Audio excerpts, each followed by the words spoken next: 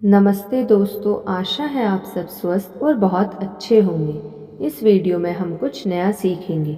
लगन, आत्म सुझाव और आदत तीन शब्द हैं जिनका अर्थ कोई भी नज़रअंदाज नहीं कर सकता। लगन वह मजबूत रस्सी है जो आत्म सुझाव और आदत को इकट्ठे बांधती है जब तक कि वे मिलकर एक नहीं हो जाते और स्थायी वास्तविकता नहीं बन पाते।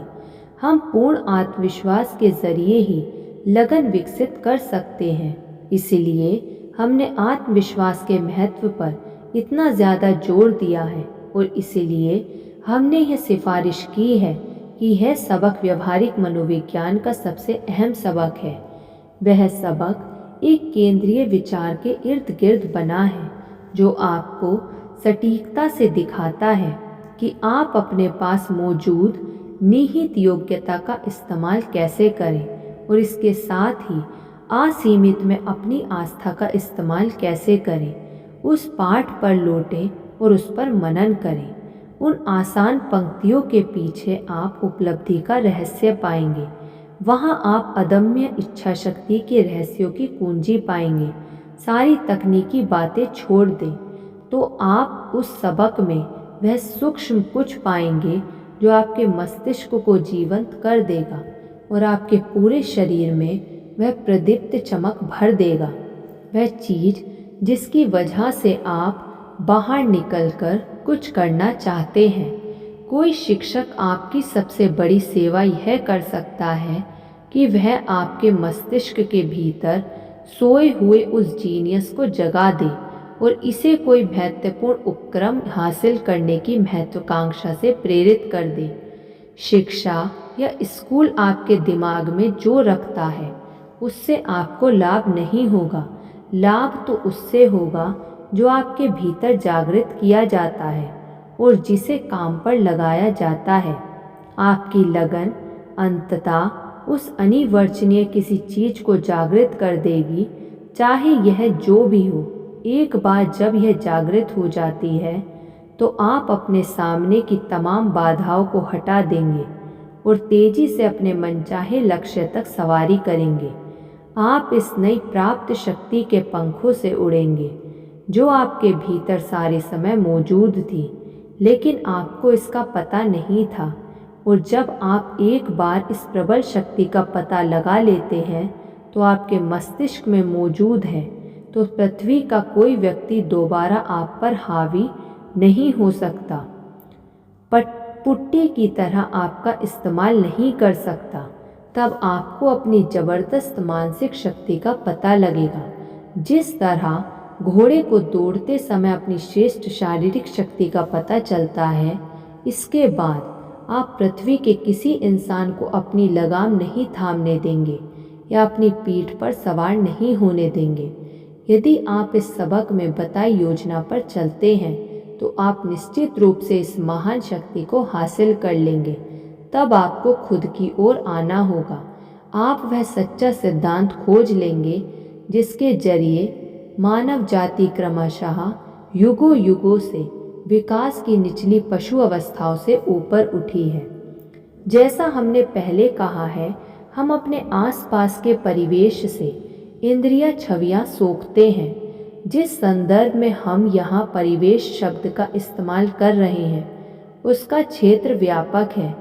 इसमें वे पुस्तकें शामिल हैं जो हम पढ़ते हैं, वे लोग जिनके साथ हम रहते हैं, वह समुदाय जिसमें हम रहते हैं, उस काम की प्रकृति जिसे हम करते हैं, वह देश जिसमें हम वास करते हैं, जिस तरह के कपड़े हम पहनते हैं, जिस तरह के गीत हम गाते हैं और जिस तरह के विचार हम सोचते हैं।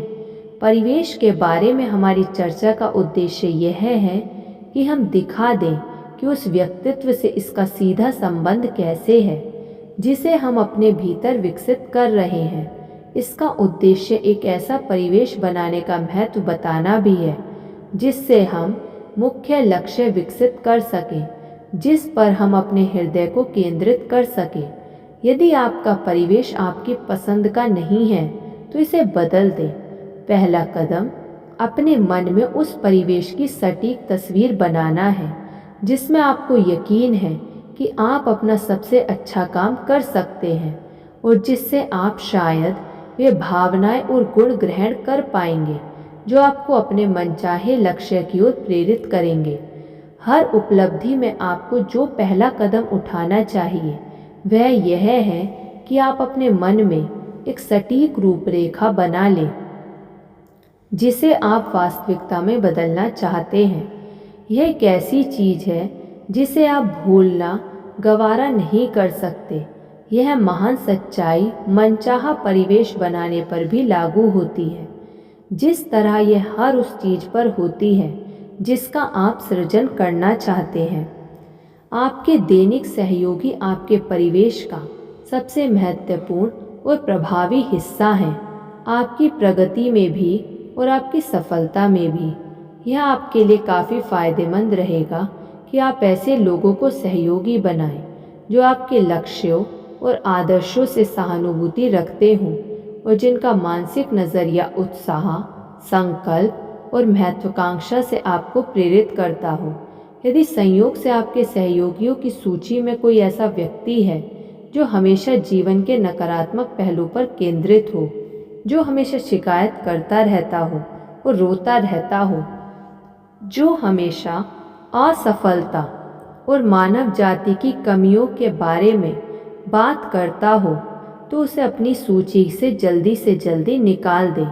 आपके द्वारा सुना हर शब्द, आपकी आंखों तक पहुंचने वाला हर दृश्य और दूसरी तरह से प्राप्त हर इंद्रिय छवि आपके विचार को उतनी ही निश्चित रूप से प्रभावित करती है जिस तरह सूरज पूर्व में उगता है और पश्चिम में डूबता है। अगर यह सच है तो क्या आप यह नहीं देख सकते कि ये कितना महत्वपूर्ण है कि आप अपने मन तक पहुंचने वाली इन इंद्रिय छवियों को यथासंभव नियंत्रित करें?